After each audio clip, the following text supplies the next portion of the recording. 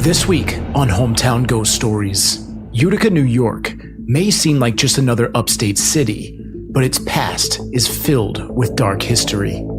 From the ghostly apparitions said to haunt the grand Stanley Theater to the lingering spirits of Hotel Utica, where the apparition of a man in a tuxedo still roams, the city is no stranger to restless souls. Towering over it all is Old Main, the former New York State Lunatic Asylum, infamous for its use of the dreaded Utica Crib and the suffering within its walls. Utica is more than a city, it's a haunting that never ends. This is Hometown Ghost Stories, Utica, New York.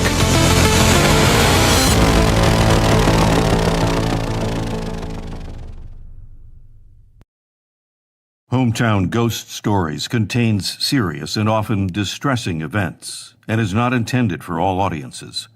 Viewer discretion is advised. She couldn't remember her name anymore. Once, it had been spoken to her every day, soft on her mother's lips, sharp on a doctor's tongue. Now, it was gone, slipped away like the sunlight she hadn't seen in years. All that remained was the cell, the stink of mildew and rust, and the steady rhythm of her own breath in the dark. She lay in the blackness, with that terrible smell wafting through her nose and into her lungs. Every breath tasted metallic, thick with decay. The wooden walls seemed to breathe with her, creaking and groaning under some unseen weight. Outside the bars, she could hear footsteps, slow, heavy, deliberate. For a moment, she thought a doctor was coming, but no voice called out. Only silence, punctuated by the distant, chilling shriek of another patient, somewhere deep in the endless hallways.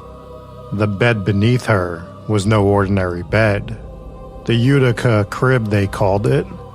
A coffin-like wooden box with bars across the top, built to restrain her completely. She pressed her hands against the bars, fingernails scraping wood until they bled. The more she struggled, the tighter the panic constricted her chest. Somewhere close, a scream answered her own, then another, closer this time, sharper, almost intimate. Then, in a gap of shadow near the doorway, she saw him. Tall, impossibly tall. A black shape standing perfectly still. She could feel his presence in her bones, cold and unyielding, pressing down on her chest like iron. Her body wanted to run, but the crib kept her confined. His face was hidden in the darkness, yet she felt his eyes on her, piercing, unblinking, aware of every tremor in her hands. Her heart hammered so loudly, it seemed to shake the walls. She could hear her own ragged breathing, see her nails that were pressed against the crib's bars, and feel the warm blood trickling down her fingertips. A cold gust swept through the cell, carrying a faint, familiar smell, like smoke burning in the distance, but closer, as if he had exhaled it himself. The shadow shifted slightly, just enough to make her stomach turn, but still he did not move fully, did not step forward. And then, without warning, he was gone, vanishing into the darkness, as if he had never been there at all. The oppressive silence returned, heavier than before, and her terrified scream echoed through the cell like a warning. Somewhere in the hall, another scream answered hers, reminding her that she was never truly alone. I'm Rob Coakley, and this is Hometown Ghost Stories, Utica, New York.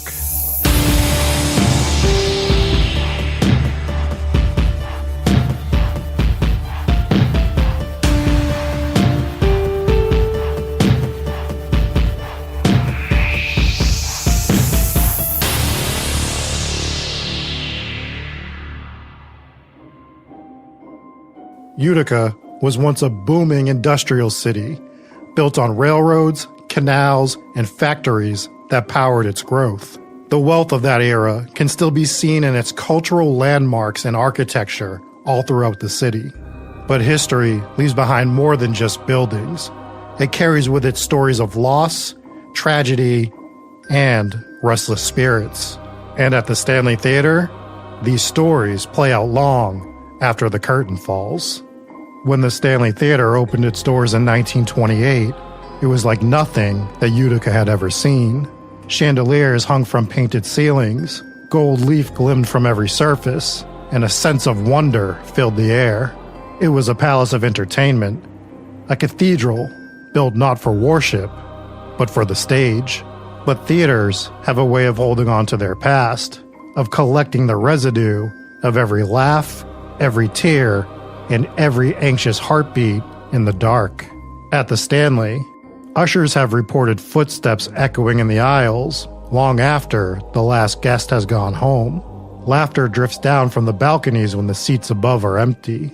Others claim to have seen entire rows of ghostly patrons, shadows seated in silence, vanishing the moment anyone dares approach.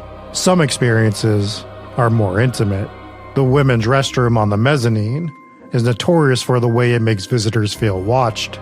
More than one woman has stood at the sink, catching movement in the mirror behind her, only to lock eyes with a figure that isn't there when they turn.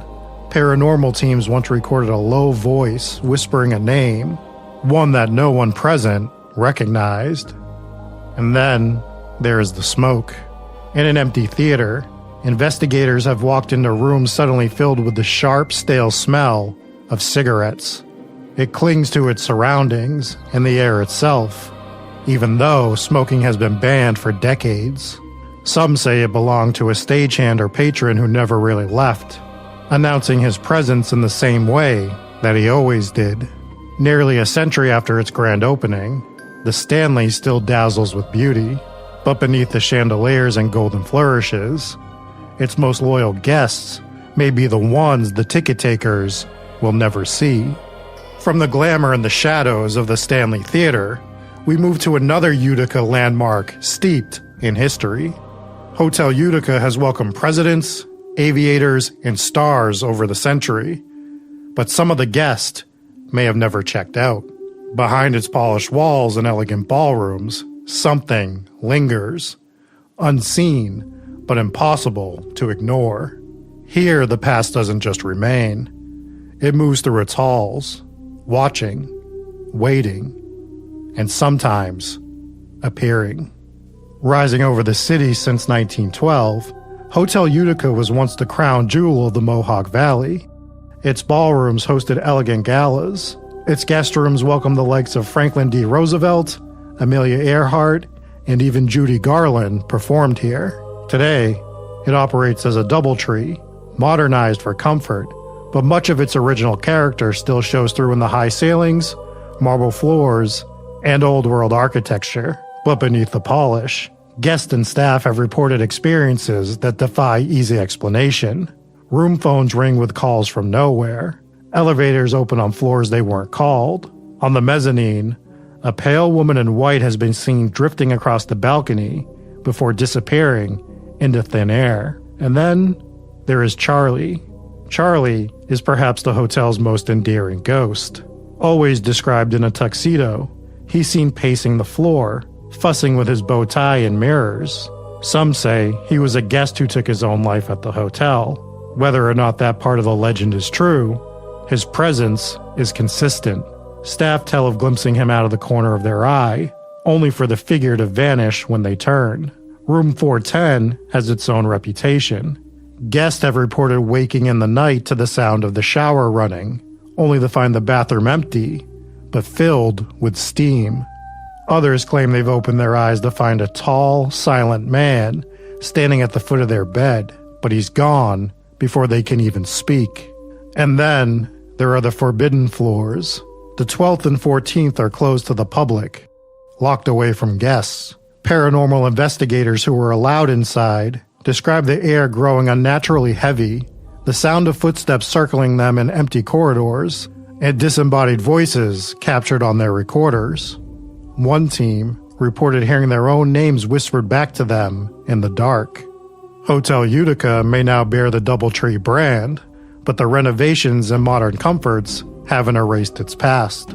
Between the woman in white, the restless Charlie, the haunted guest rooms, and the closed-off upper floors, the hotel remains one of Utica's most mysterious landmarks, a place where history and haunting walk side by side. The ghost of Hotel Utica may unsettle guests, but they pale in comparison to the stories that loom just across town. The Utica State Hospital, once called the New York State Insane Asylum, was the first of its kind in the state. But for many, it became a place of suffering rather than healing. Its very name still carries a weight in Utica, said with a mixture of fear and fascination. And within its walls, the horrors of history left scars that many believe still linger today. The New York State Lunatic Asylum opened in 1843 as the first state-run facility of its kind. At the time, it was hailed as a progressive step forward, a place meant to treat rather than simply confine the mentally ill. But years later, the reality inside would become far from humane. Patients endured treatments that today would be considered brutal. Ice baths meant to shock the system, restraints that kept them motionless for hours, and the infamous Utica Crib. This device looked like a wooden coffin crossed with a cage, a narrow box with slatted bars for a lid. Patients were locked inside, forced to lie flat, unable to sit up or move freely. In theory, it was meant to calm agitation. In practice, it was a punishment, one that left many in a state of terror, panic, or worse. The hospital would grow both in population and reputation, and eventually, for many families, sending a loved one to Utica was no longer an act of hope, but one of surrender. Countless patients never left. Deaths mounted, and bodies were buried in unmarked graves. Their identities lost to time. Over the decades, the hospital became overcrowded and understaffed, its reputation darkening until it was seen less as a place of healing and more as a warehouse for suffering. Today, the massive Gothic structure still stands. It's often referred to as Old Main. Its towering stone facade and limestone columns standing over the overgrown lawns, the windows dark and empty, staring out over the city. Those who have ventured close describe flickering lights in upper floors when no one's in the building. Investigators have captured the sound of phantom footsteps echoing through abandoned corridors, doors slamming with violent force and otherwise silent wings, and disembodied voices on tape, pleading, crying, and sometimes screaming. Others claim to have seen faces watching them from the windows. One local swore they locked eyes with a pale, gaunt figure staring down at them from the second floor, yet the building was secured, every door bolted shut. Others describe an overwhelming sense of dread upon stepping inside, as if they were being observed by dozens of unseen eyes. The basement is said to be the most disturbing of all. Teams who have gone down there report the sounds of chains dragging across the floor, guttural cries echoing through the pipes, and the unmistakable sensation of being touched by unseen hands. One group described hearing screams that didn't just come from around them. They seemed to rise up from the very walls, as if the building itself was reliving the pain it once contained. Old Main has stood for more than a century and a half, outlasting its patients, its doctors, and the city leaders who once called it a beacon of progress. What remains is something far more unsettling, a place where countless lives ended in silence, and where that silence is still broken by voices that shouldn't exist. In Utica, no site looms larger in legend or in terror.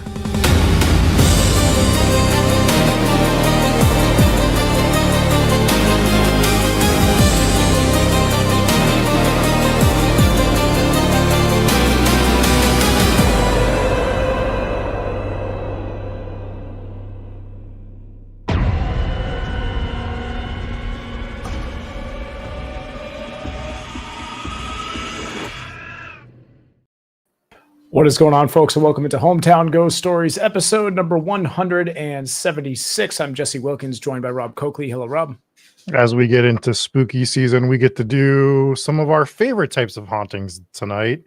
A haunted theater. We also have a haunted asylum and a haunted hotel. So just kind of, if you have a bingo card, you probably hit it immediately tonight. This is true. Yeah. We're also joined by Dave Wilkins. Thanks. Happy to be here. Oh, I'm glad you're here. Yeah, shout out to everybody hanging out in the live chat. Got plenty of you hanging out here. Got $19.99 in super chat from Lockwood and Company. Thank you so much. And 50 gifted in on YouTube from Another Vice. So thank you so much. If you got a gifted membership, make sure you say thank you. Very, very generous of Another Vice. Thanks again, Lockwood and Company. And happy resub day to Demon King, the absolute legend. So thank you guys for hanging out. Live shows coming up October 24th. Come see us live.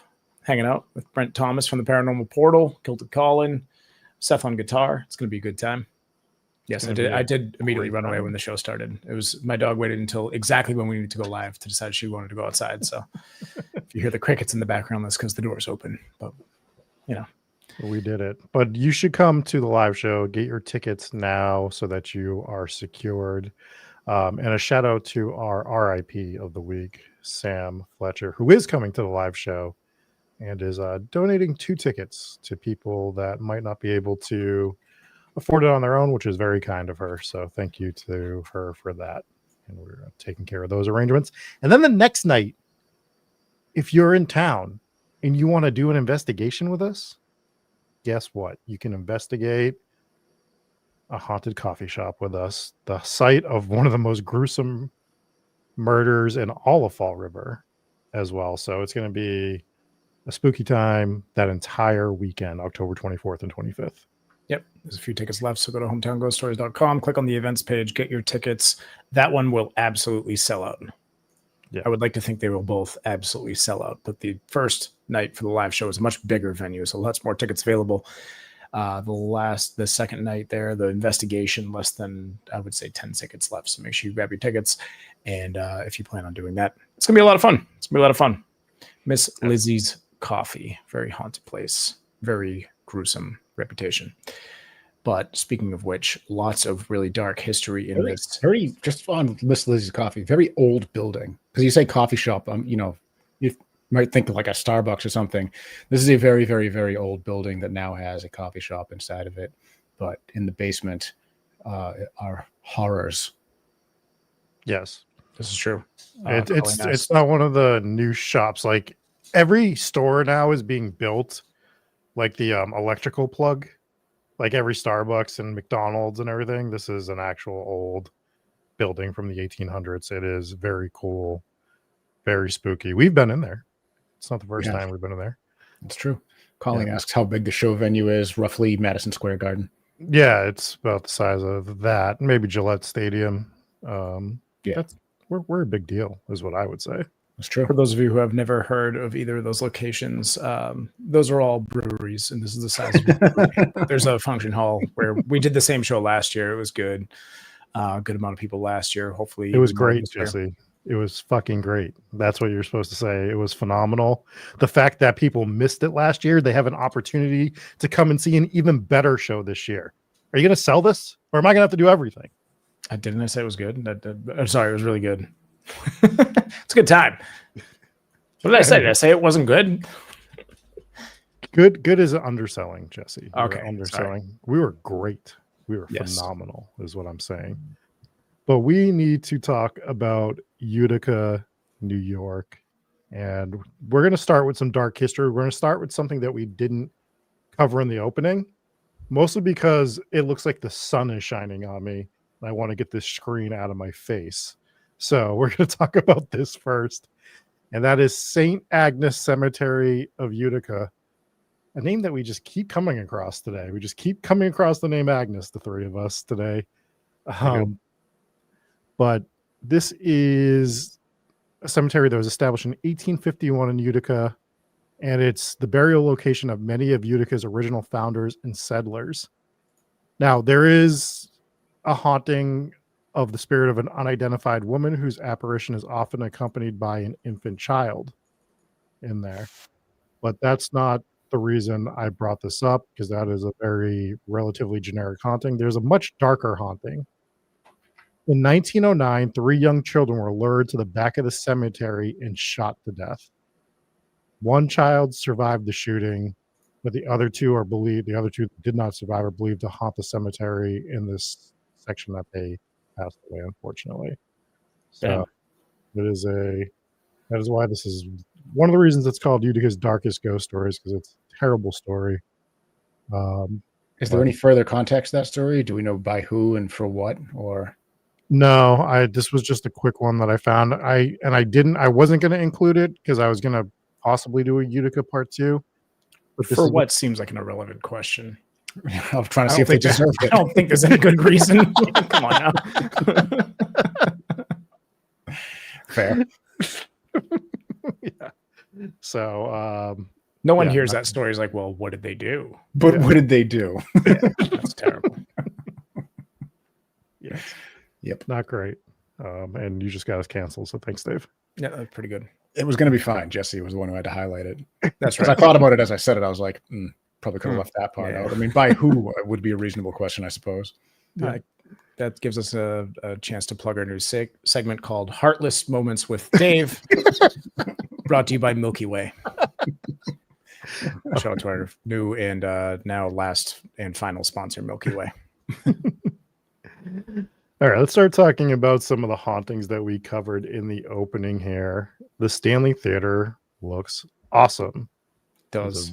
Very cool old theater that I would like to investigate. And they've actually started, like, from what I was reading, I don't think it's like a common thing, but there have been teams let in there to investigate. So I would enjoy going to investigate an old theater like that. It still has like that original like neon sign or lighted sign in the front. Just has that real old school feel to it. And it is very cool looking. The hallways in this place were they were cool, but creepy. Those were clearly like where the staff walks, but if you were watching the video, it looked like the back rooms, if you've never seen that horror thing on the internet, where you're just sort of like trapped in this endless hallway is the way I kept looking at it. They were driving me insane. I thought I was actually going out of my mind watching those video clips, not only because the hallways were so terrible looking, but because whoever was filming them wanted me to go insane, I think. So I think we've brought this up before, so I won't hit on it too long, but if you've ever sent us in clips that you want us to use on the show and you film like some of these people. Wait, did somebody send that in? No, I'm just saying. I was relegated to using these because this is all I had to work with. But if you're like, I'm going to go film something for you guys, I'm jumping out there, and you send me something where you're looking at the ground for 90% of the video, and the other video you're doing spin moves like you're on Madden. Yeah. If we're going to steal your content, you better make sure it's good. Yes. Absolutely. But yeah, the theater itself looks really cool. They don't have any hauntings associated with individual people. Which is fair. It's fine. Right? Especially for a theater that didn't have anything like tragic happen. This is a place where people came to watch shows. People came here to perform. So there's a number of different reasons people could be haunting this place. We have the smell of cigarette smoke, where people are claiming it's either a stagehand or a patron that used to, come to the theater quite often, which is totally understandable. Yeah, it could be anybody. Yeah. And then anyone that performed here could be haunting here. The creepy part is the bathroom. The women's bathroom, where when they go in there, they feel like they're being watched. Hey, you don't want that. Yeah, that's not great. I don't. There's like two things you don't want in the bathroom. One's like a clogged toilet, and the other one is someone watching you. Mm-hmm. I suppose you also don't want to get murdered. You just want to keep listening. You don't want to break any bones. You don't want to get your purse stolen. Yeah, you don't want to cook dinner in there either. Yep. Don't want to encounter an alligator. Don't want to cook dinner. We can make a list. Yeah, we're very good at making lists. We are. Did Did you ever see the guy who like sous vides things in his bathroom? Like he does like cooks the entire meal inside of his bathroom. No. I've seen that in hotel rooms too, where they'll take like a pillowcase and they'll like smoke ribs. So I don't know if you even call it smoking, but they'll take the ribs and put it inside the pillowcase and use like a hair dryer to warm it up. I'm like, that sounds absolutely awful. That doesn't sound good. Yeah. And they make such a mess. Like, how are you ever allowed at any hotel? Also, are you bringing your own pillowcase?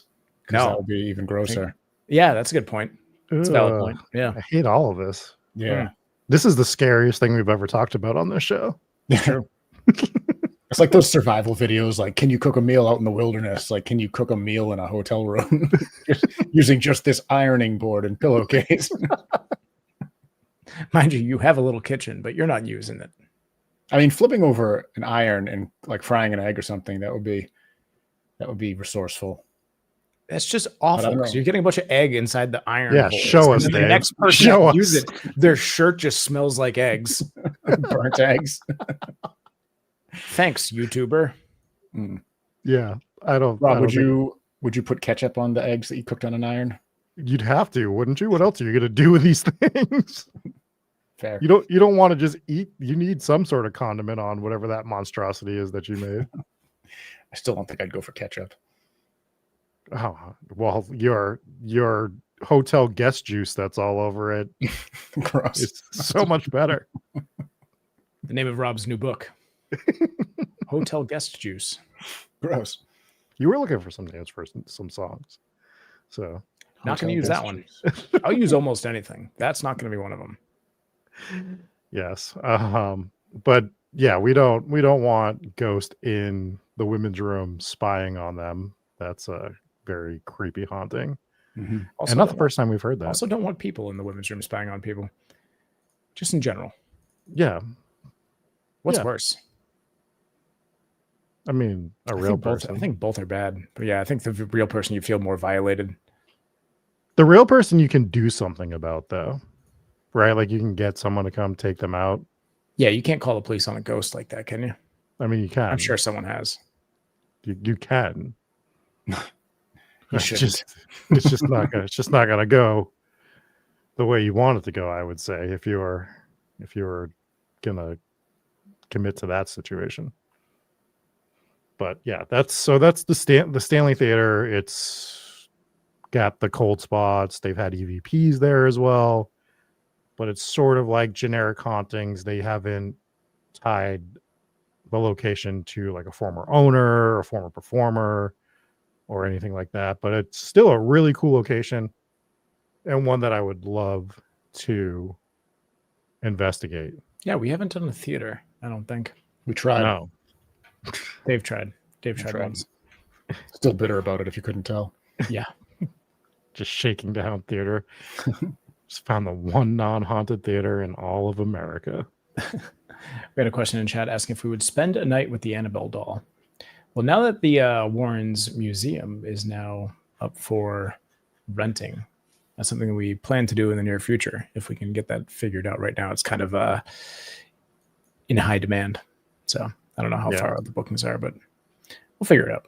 Yeah, we're getting through right now. We're getting through the haunted season, and then we're going to start making some more plans for traveling, which, by the way, you guys are going to start seeing some investigation videos coming out in the next month from us, which is very October should cool. be good. Speaking of good, Betsy's good. And she just gifted 10 Hometown Ghost Stories memberships in YouTube. Thank you so much. We appreciate that. Yes. Very generous. Shall we talk about the Utica Hotel? Yeah, this one is when I was looking up haunted places in Utica, this one landed as the number 1 or number 2 spot, and it's rumored to be one of the most haunted hotels in all of New York, and seems like it does have that reputation. Yeah, very cool place. It's now a DoubleTree, which is funny. I don't know, just when they become like a different name. I guess the Emily Morgan. So was the Emily Morgan too, right? Yeah, but you would have thought that the way I wrote this, that I was paid by DoubleTree. We were not. But I'll tell you what, DoubleTree gets a thumbs up for me because they give me chocolate chip cookies every time I go to one of their hotels. Well, nothing's crazier than you weren't with us, Rob, but when we were down in San Antonio and they had that old prison, like that old school prison that they turned into a Holiday Inn. So it looks like the building looks like one of those old jailhouses, but it's painted yellow like Holiday Inn, has like all the Holiday Inn signage on it. It's one of the most ridiculous looking buildings I've ever seen. In fairness, the Holiday Inn in Taunton near us looked like a prison as well. So it might actually be. I think it actually might be a prison at this point. Regardless if it's a prison, it is full of prisoners. Yes, that place is terrifying. So you're definitely talking about the one in Taunton then. Yeah. Yes. Yeah. Absolutely terrifying place. Well, that one is haunted. It's haunted, isn't it? It's supposed to be. Yeah, there's a specific room that's haunted there. And I don't know the story behind it, but I'm also 90% sure one of my teachers from high school, while I was in high school, took his own life in that hotel as well, which is weird. That sucks. That's sad. Yes. But let's talk about the Hotel Utica. Speaking of that situation, their most prominent ghost is Charlie, who is seen in a tuxedo quite frequently when he appears. And there are a ton of stories about seeing Charlie, and a lot of them come from staff as opposed to patrons, which is what we always like to hear in these places. And one of the stories that I did hear was a bartender. She was talking about how she was at the bar, no one else was there, and a man came and sat at the bar in a tuxedo from like years ago, and she thought it was a little bit weird, but it's a nice hotel. She doesn't know if there's a formal event happening at the hotel somewhere. He ordered a drink. She gave it to him. She turned around, and by the time she turned around, like 2 seconds later, the man was gone. And she was talking to staff members, and they were like, "Oh, you met Charlie. That's who that is." So I tried digging into the history, and Charlie isn't the guy's real name. This is one of those situations where they've just sort of named their ghost just to try to be respectful and just be like, other than just saying the ghost, because there are multiple ghosts here. But I was trying to find the history, and there's like 13 stories about why Charlie is a ghost there. One, it all ends with him ending his own life on the mezzanine. But the reasons why he did it, there are stories that he was a worker there during the Great Depression. There are stories that he worked there in the 1950s. There's also stories that he was to be wed at this hotel in the 1920s. And the night before, he found his bride being unfaithful, which is sort of a reversal from what we normally hear in these locations. And the following day, he put on his wedding suit, his wedding tuxedo, and took his own life. So, yeah, this is the woman in white story in reverse. Yep. Which is great because there's also a woman in white here. So we get everything at this hotel. Haunts the mezzanine as well. Haunts the mezzanine as well. Oh, maybe he found the wife being unfaithful, and it was murder, schmuicide. Maybe. Yes. YouTube reasons for my pronunciation of those words there. Yeah. Dave actually just had a stroke, and we're all concerned for him. But there's no records associated with any of that I could find. Well, the other thing, so that story seems like a legend, but I mean, the building was also used as like an adult care facility for a while. Yeah. So, I mean, we understand that so many hotels are haunted. Probably all hotels are haunted for obvious reasons. There's so much bad stuff that goes on there, but I mean, you can only imagine how many passed away when it was an adult care facility. So, yeah. There's just this is one of those where it's like it's too deep. You know, you're probably never going to figure out who exactly is who. But a lot of times, like I don't really like when they do try to pinpoint a ghost in location, but like this is the ghost of this person, because it could be anyone else. It might be that person some days, but maybe you're getting a different haunting on a different day. Yeah, and so bringing up the point about the adult care facility, it's just crazy how like this was like the hotel in this area. Like this was the one that people came to. Judy Garland did a impromptu performance of Somewhere Over the Rainbow from the mezzanine to guests that were down in the lobby. Presidents stayed here. Amelia Earhart stayed here. They had a banquet for her before her big flight that didn't go great. So, like, just the amount of people that came through Utica that went to this hotel. And then by like the 1970s, it's just dilapidated, and they're changing it to the adult care facility. Then it's abandoned for a little bit, and then it's bought again in like 2006, I believe. And they start renovating it and running it as a hotel. And then I think 2016 or so, DoubleTree came in and purchased the property as well. So a lot of history here. Yeah, it was quite the way of characterizing Amelia Earhart's final flight there. The big flight that didn't go good. I think great. I think the book, I think her biography is called that. The Big Flight That Didn't Go Good. Yeah. Yeah. Dr. Seuss wrote it. Too soon? Imagine. Rest in peace, Amelia. I think we might have to try. We should each take a turn at trying to write Amelia Earhart's biography, but as Dr. Seuss. I don't think that's a good use of our time. It's officially fall. We're not busy right now or anything. There are other hauntings here. There's an interesting one in room 316 of the hotel where multiple things have happened. There's phone calls that come from this room to the front desk, and they answer it in their static. And then phone calls have gone to this room, and it's just been static. If they call back to it, I mean, like if the front desk calls back, and there'll be no guest staying in the room. And there was the ghost of a little girl that was haunting this room. They would see her in the room, and they would see her playing in front of the doorway. And the thing about this is they know who the little girl is, but she didn't perish at the hotel. She actually died in a fire a couple blocks away at a different hotel. And they said that she sort of lingers here, like she found comfort here. And that's why she's haunting room 316. She sort of just found her way there. Basically. Interesting. Yeah, very similar haunting of the Malvern Manor. Yeah. Which we haven't covered yet, but we'll get into that in a few weeks. And the fourth floor is pretty haunted here as well. Rooms 410, 409, and 408 are considered some of the most haunted rooms in the entire hotel. Yeah, it's all in the same area, and you get that same phone call phenomenon in 410 at least. I don't know if that also happens in the other ones. Yeah. So you're getting all of that, and people have seen a shadow figure at the end of the bed in 410, and they've also just woken up to the shower being on. Yeah, it's one of the most common ones is the showers turning on all by themselves. Yeah. So you get all those hauntings. And then there's the forbidden floors. I like a ghost with good hygiene. Yeah.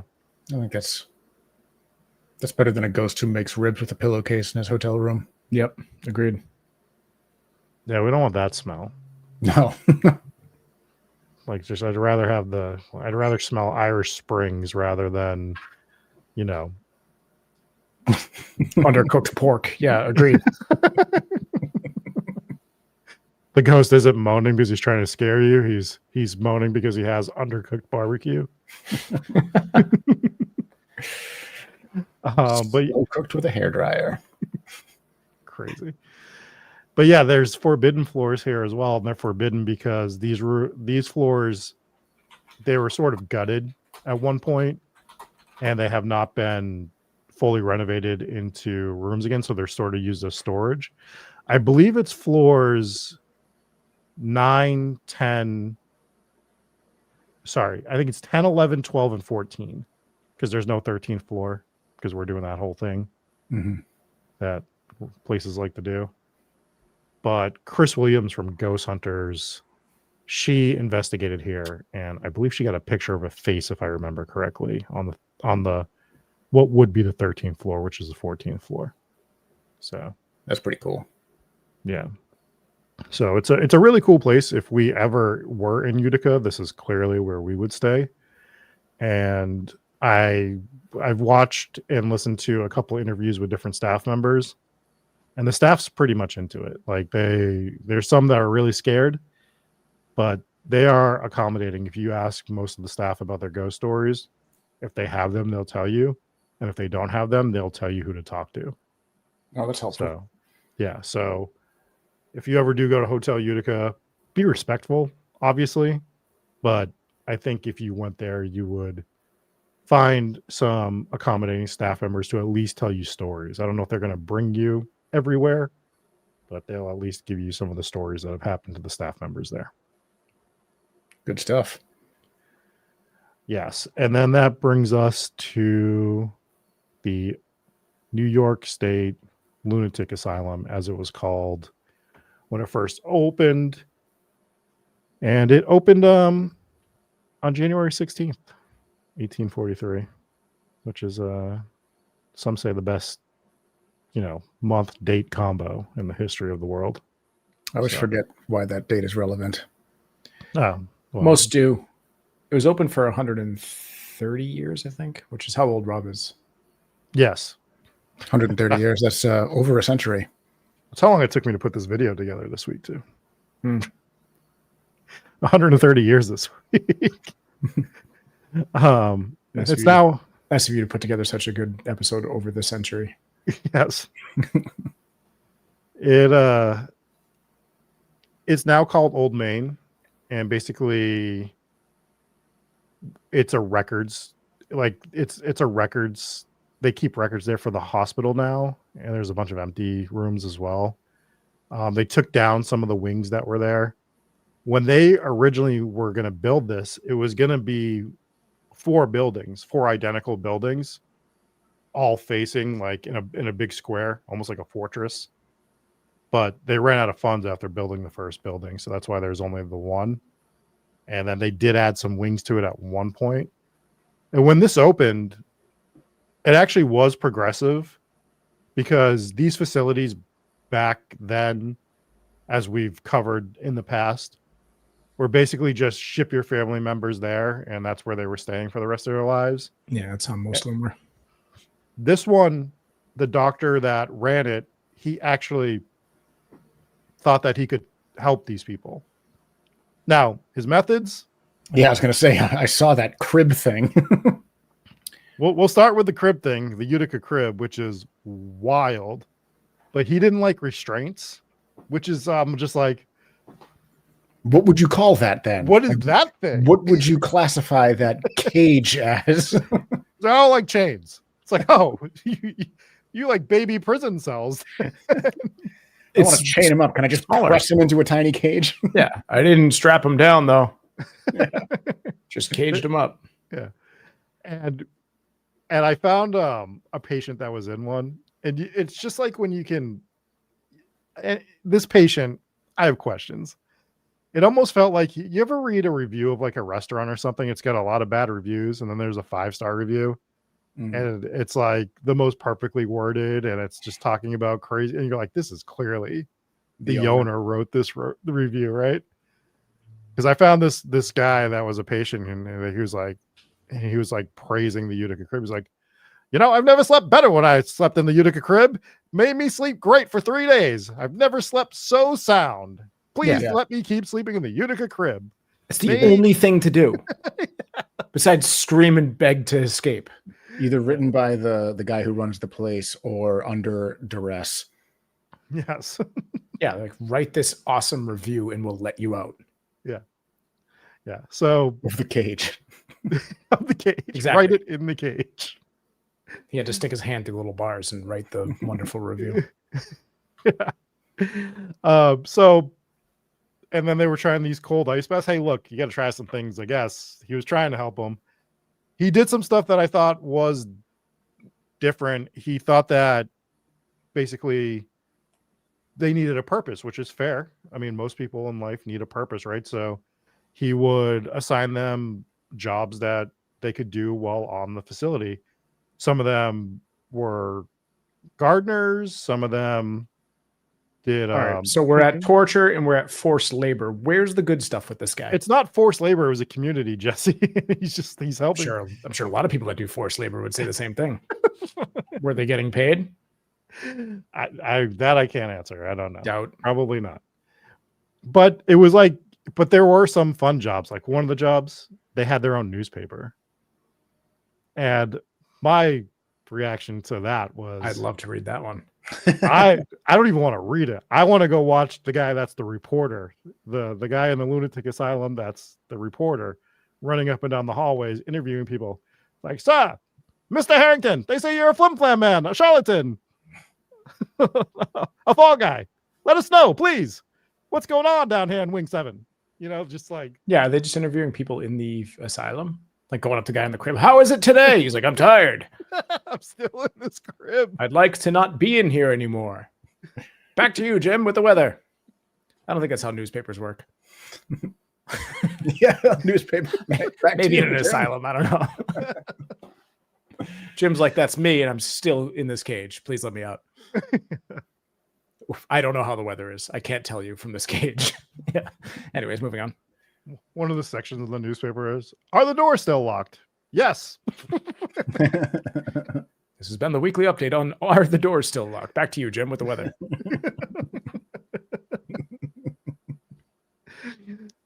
So that I don't know. I was working on this, and that's all I was thinking about for like 30 minutes. So like just a Daffy Duck news reporter just running around the hallways of the mental asylum.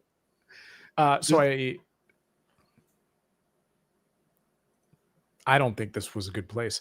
I'm starting to think it sounds significantly worse. Like, although they're calling themselves like a progressive and modern asylum, like it sounds significantly worse than some of the other ones that we've covered. Why? Because they got Scoops McFadden running around? Well, they got that going on. They got people are being tortured. It doesn't look great. I don't know. But maybe the conditions were better than other places. They were better. The conditions were better because he thought that each of these prisoners needed space. That's why he put them in a coffin, basically. Yeah, that sounds like a good amount of space for me. A lot of elbow room for those folks. No, but he did think that they needed space. And so while the main doctor was there, it was Dr. Brigham, and he thought they needed their space. Yeah, these guys are really going to need some exercise after I lock them in a box for 3 days. Like, yeah, I think so. Yeah. So once Dr. Brigham was gone, though, things basically fell apart. It became like any other asylum. They started having overcrowding. They were just there to be there. All of those programs ended, and it was just a place to, families were sending them there knowing that they probably were never going to get them back. They could probably go visit them, but they weren't going to be released. So it became like that. And then, for the next 100 years at that point. So a place that started off progressive and just couldn't keep it up at that point, which sucks. So well, now I only found one murder. Oh, they also did electroshock therapy. So put that on the list of bad stuff. I don't think this place was progressive. I don't think it was very good. I don't think it was. I think that saying like, well, he's torturing people for their own good actually is a moral improvement. I don't think. Yeah, but he gave him space, Dave. He didn't. I saw the cage. Yes. Sometimes not so much. He didn't chain him up, though. Look, he's just gaslighting us. He's like, "Oh no, I'm doing it for their own good." Yeah. Like, oh, actually, add forced lobotomies to that list as well. Yeah. I mean, what's the list of really good progressives? It's what was that? So what's one forced lobotomy or a dozen? Like whatever at that point. I also don't think you need the word forced there. I think that's implied with lobotomy. Yeah, probably. How many lobotomies do you think people actually volunteered for? I bet nobody volunteered for their own lobotomy, but possibly people's families volunteered them for lobotomies. So that might be the distinction there. But I can't imagine anyone would be like, yeah, dude, get that lobe out of there. I bet some people did. People are weird, dude. There's a dude that recently cut off all his limbs because that was like his fetish. Maybe somebody wanted to be lobotomized. I don't know. I guess so. Have you seen I don't that think bird? cutting off all your limbs is a good idea. Well, it's a I'm starting terrible to think fetish. you're right. It's a terrible fetish because you can't do it again. It's like a one and done thing, right? Like if that's your fetish, then it's just gone. It would have to be a one and done thing, I guess. Yeah. What are we doing at that point? So the place closes down, and they've done ghost tours. This is a great question before we move on. How do you cut off all your limbs? You'd need assistance. You need help. Yeah. Yeah. Well, So you that's don't do- we cut off all my limbs, not I cut off all my limbs. Because when you get to the last limb, there ain't much to work with. They cut off all my limbs, maybe. It's called Maybe. determination, Nathan, and maybe we could all learn or Nope. be inspired by this guy. I don't think so. It's grit. It's grit. Mouth saw. Send him to Dr. Mouth Saw. Now, what we need is Scoops McFadden from the mental asylum interviewing the guy that cut off all his limbs. How'd you do it? And he goes to hand him the microphone. All right, we'll stop. So this place, the people that run it are pretty weird about it. They don't like to talk about anything that happened there. They try to only lean on the progressive side of the stuff that the hospital was doing. See, that just makes you an apologist, though. That's not a good look. Right. But they do ghost tours occasionally. It's like really strange. Yeah, you gotta pick your lane. Yeah, they're just all over the place with it. But there have been ghost sightings from this location. It was abandoned for a while. Like I said, it's a record center now. But people have seen figures staring at them from those windows. And they've heard screams as they walk by this place as well. Yeah, there's also shadow figures. They believe it's of former patients that are wandering around the halls. It's considered to be one of New York's most haunted sites because of all the people that suffered there. Yeah. And like I said, I did find, I don't think I finished the story, but I did find evidence of one murder there.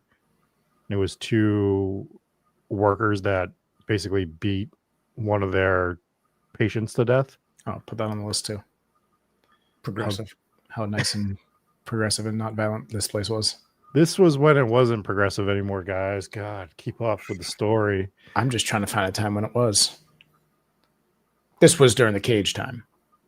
No, they couldn't beat him to death over there. That's why it was progressive. Oh, no. That Like, was the it progressive time. It was the progressive. cage time. Yeah, because that you couldn't get beaten to death if you were in that thing.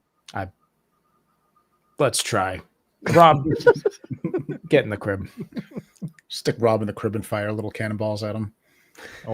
Only if I can wear my fedora and be Scoops McFadden while you're trying to do it. Like, why are you guys doing this? I was framed. Yes. Like, I'm just trying to get the scoop here, fellas. Just let me know what's going on. Have you looked into Muns Castle? I did not. So it's a 19th century mansion, once home to the industrialist John Munn and his wife Mary Jane. And it's said to be haunted by their spirits. There's been apparitions in Victorian attire. They've been seen also in windows. And there's also some poltergeist activity at the mansion, which is pretty cool. And they also hear, your run-of-the-mill hauntings, footsteps, conversations. And they said that some of these conversations, when they hear them, it's linked to things that happened with the family. So they can connect it back to those two, which is why they identify the two spirits of this mansion as John and Mary Jane. It's kind of cool. I have to look into that one. Very cool. Yeah. So this is one of those ones where we have the shows where we focus on a bunch of locations because the locations are cool. And then sometimes the haunting is really cool at a place that is a little bit more mundane.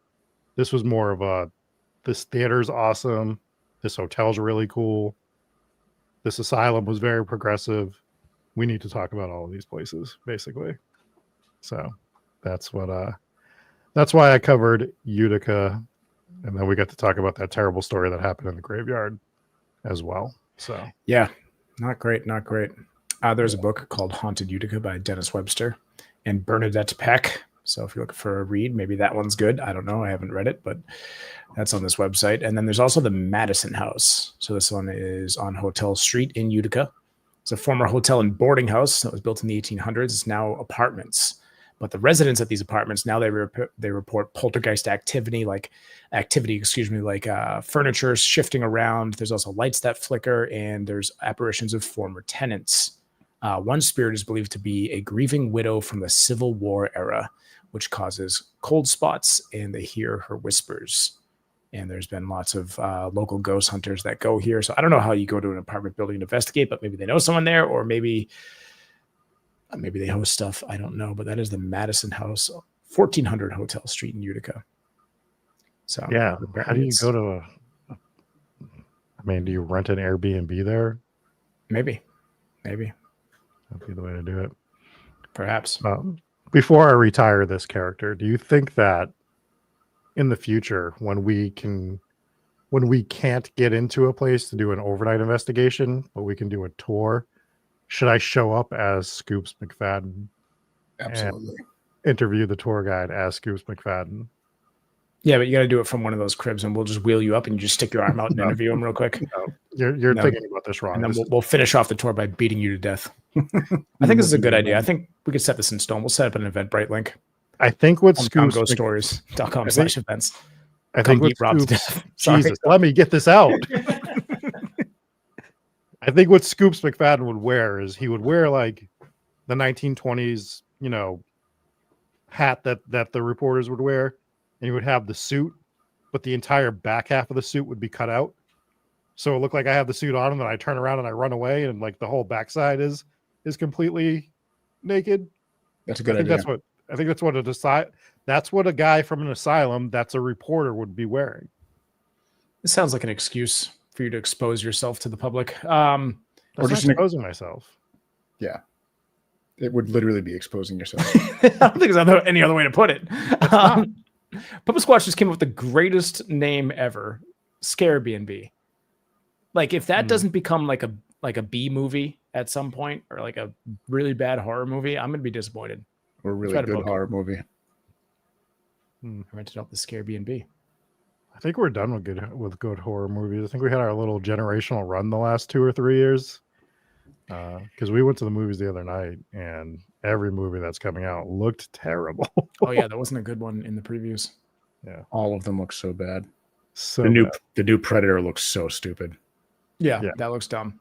Yeah, we'll talk about more at a later time. But the new Mortal Kombat looks absolutely awful, and I love it. Oh well, that's great. It looks good, bad, though. Terrible. It's going to be really good bad. Yeah. Do we want to get into a review? Sure. Yeah. So people have been leaving a ton of comments on the Spotify episodes. Cool. Which is awesome. So thank you guys for doing that. Continue to do that. It is great for us. So I'm going to read one of those comments from our listener Ghost Stories episode. And this is from longtime patron, longtime listener, Marfire. Thank you so much for supporting the show for all these years. And she wrote, "These are honestly my favorite episodes you guys do. But you already know I love your show and have for years now. It always makes me smile when I'm having a stressful day." So thank you for that great comment on that episode. You too can leave a comment on a Spotify episode. Make sure you're pressed like, make sure you're subscribed, make sure you've hit 5 stars. And if you leave a review on Apple, leave a written review so that we can read it on the show if it's a 5-star review. Thank you to Green Fairy on Spotify for commenting, correcting my pronunciation of Wilkes-Barre, Pennsylvania, because I pronounced it Wilkes-Barre. And that actually came in handy today. So much appreciated. Yes. Very cool. Now we just need someone to correct Rob's pronunciation of worship, which he said was warship. Same word. Which nobody would have caught if I didn't just bring it up. So take that. Thanks. Yep. All right. You guys don't want to start this war because I will bring up everything wrong that you guys say on every episode. Well, we don't really say anything wrong. It's usually you just do. you. And you do. I do not want to start this war because you'll show up with a warship. Clearly, he's ready. Don't go to church with Rob. Anyways, let's thank our VIPs on Patreon with one of the most genius names. Starting things off, we have. That was his name. His name was starting things off. We have. That's good. That's pretty good. You're supposed to say starting things off. We have starting things off. We have. Yeah. Before we do start for real, I want to thank a couple other listeners. JP sent us all one of these tumblers, which is really cool. I've been using mine all day. Edgar Allan Poe themed. Really awesome. Yes. If you didn't get a look at that. Yeah. And Kitchen. Jess sent us all cookies, which I am going to partake in once we wrap up this episode. I'm going to have this one right I'll here. eat one and then I'll read the Patreon's name with my mouth full. That's a great Please idea. don't. Please don't do that. There's nothing more that I hate than listening to people talk with their mouth full. So I won't put people through that. But Gotta shout out Jessica's business name here. It's Magical Bakes with Jess. So thank you. Oh, focus. Yeah. Anyways, that's what it's called. Magical Bakes with Jess. You believe Go, it? go follow her on Instagram. Why'd you say go follow her on Instagram? I thought something else was about to come out there. You were about to go tell her for something. Yeah, that's what you get for sending us delicious cookies. Go follow her on Instagram. Don't say it too slow because then you're just telling people to go follow her. Anyways, so thank you, Donnie, for that amazing name. Starting things off, we have Karen S. I now have PTSD of eyeballs. Thanks again, Rob. Ryan F. Jennifer A. Oh, yeah, you found like the ultimate eyeball footage in that episode. I got a good chuckle out of that. Jennifer A. They did the Monster Mash. 'Twas a graveyard smash. KCW. Brandina 77. Kathy F. Ghost Nurse JP. Sorry about the Yeaton puppies. Dave must fight 49 million kangaroos. I agree. That is a good idea. Tess, I don't speak bird, but I do be flapping. Kate and Steve M. Also, happy birthday, Tess.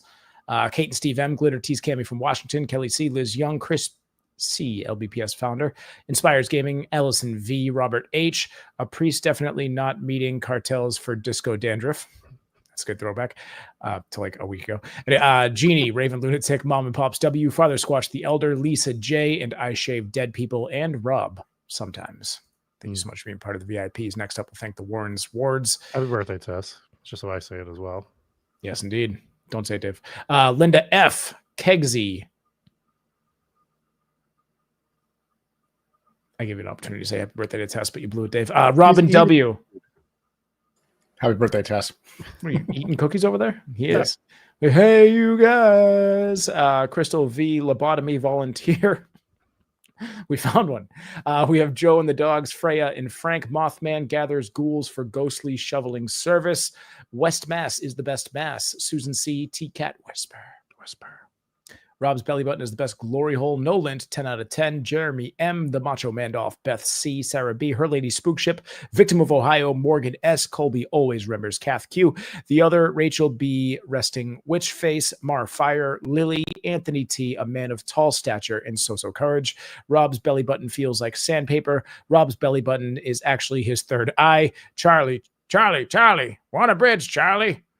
Seth on guitar. Dave doesn't know where Tennessee is, but physics, no problem. Thank you so much for being part of the Warrens Wards. And finally, we'll hop into the Ghost Pirate Mafia. And let's start that off with the one and only Jody L, Chicky Ticky 67, Tez F, FM Cop, Hotel Guest Juice, Kombucha. I don't know what that word is. Careful. It's kombucha. It's like a tea. Very good. Thank you. But thank you, Rob. Be careful. This is not a shuttle. Moon. That's a moon emoji. We like that. Patrice R. My haunted light just shut off. We have Cammy and Steve R. Dana D. Shag Tudabone 33. Taco Violators. Tickles 2 tacos on Tuesdays. GS Warrior. Cold to the Miscellany. GOB, Grim B, D loves ketchup on eggs, Just Ghostly, Witchy Kitty 416, Karen L, Michael M, Amber R, Brant C, Shane O'Mac, Joe, Christina S, Kate C, Kelly C, bloop, bloop, bloop. Crazy Legs, Cowboys are the worst franchise ever, Miss Macabre, Naroku, Rachel G, Cold Warrior, Baby Youngstown Pizza has entered the world, D from H-Town, Meta A, Monster Mom 04, Dave D, Wicked Alley, Dark Snark, that's cool and all, but have you seen the Harry S. Tubman Memorial stop sign where he failed to stop and T-boned a car? No, I haven't. No. Megan S. Arcade Hunters.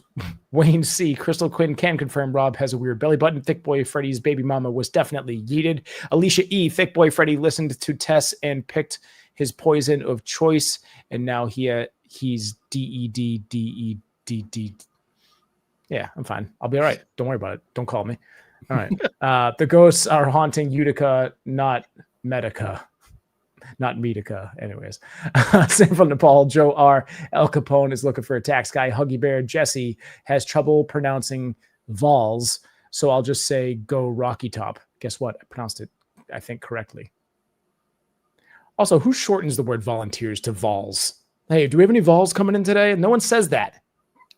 I don't know things You're about being sports. corrected for saying Harry S. Tubman instead of Harry S. Truman. You brought this on yourself. We'll edit it out.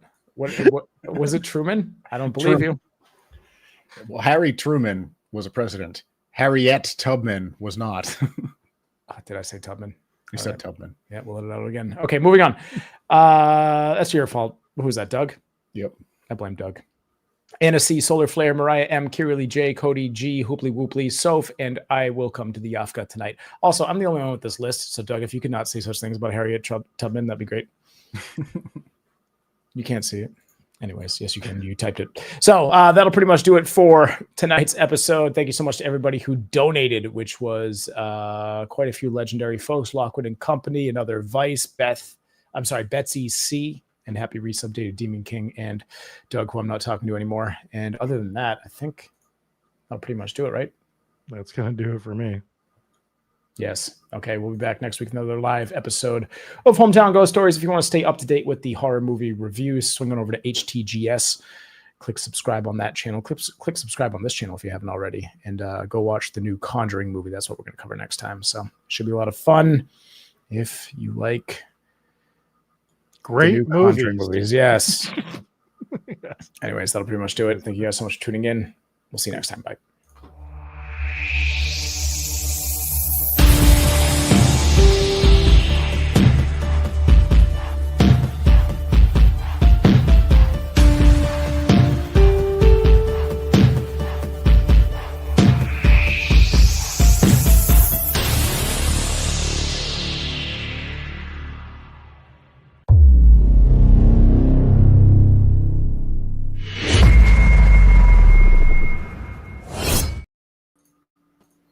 And we're back. We forgot to eat our cookies. Oh, You forgot to eat your cookies. well. So you ate your cookies. How were they? Were they great? Yeah, they're really good. I was thinking of the ghost-shaped one, but I can't find it. I have to open mine. Hold on. These are fantastic cookies. They're really good. This is one of those. We're turning into one of those weird channels where people just watch other people eat. Yeah. This is good because these ones don't have. So the last ones, they didn't have booze or they had booze in them, which I didn't read the sticker right away. And I was like to my daughter, I was like, Julia, you want a cookie? She's like, yeah. And I handed her one. And then I took a bite of one and I tasted it. And I was like, don't eat that. Well, mine doesn't have booze in it, but I did sprinkle a little bit of meth on top, which really that's adds some bite to it. Yeah. Absolutely. Yeah, this is actually very good. Mm-hmm. Thank you again, Jess. Once again, that is Magical Bakes with Jess. Thank you so much for the cookies. Yes. We appreciate it. Yes. All right. We'll see you.